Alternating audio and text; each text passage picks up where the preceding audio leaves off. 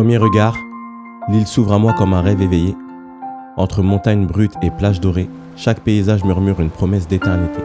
Face à l'océan, je me tiens seul, immobile, le regard perdu dans l'infini des vagues. Et dans ce silence immense, je me retrouve enfin. Puis le ciel m'appelle. Je marche vers l'ULM, le cœur qui s'emballe, et soudain, je m'élève. Sous mes yeux, le python de la fournaise respire encore, majestueux, indomptable, vivant. De retour sur terre, je foule la lave figée, témoin brûlant du passage du feu, une nouvelle plage née des entrailles de l'île.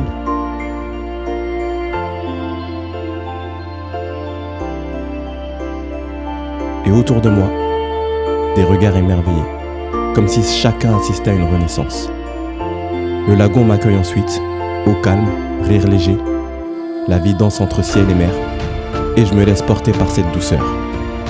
À Langevin, les paysages deviennent irréels, d'une beauté presque insolente. Puis viennent les cascades, puissantes, libres, infinies, comme un souffle pur qui traverse l'âme.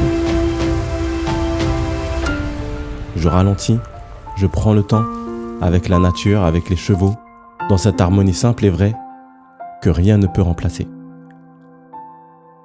Et encore des cascades, parce qu'on ne s'en lasse jamais, parce que chaque chute d'eau raconte une nouvelle histoire. Les sourires que je croise, la joie dans les regards, tout cela me recharge, me relève, me nourrit.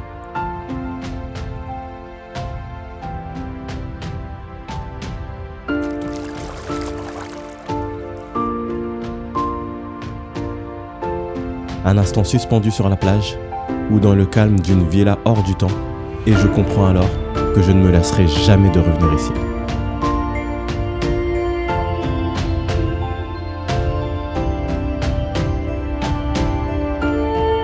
L'île intense porte bien son nom. Ces paysages bouleversent autant que la bonté de ceux qui y vivent.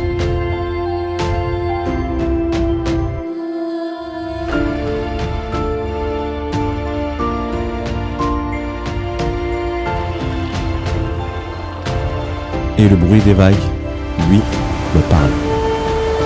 Il en dit plus que certains hommes.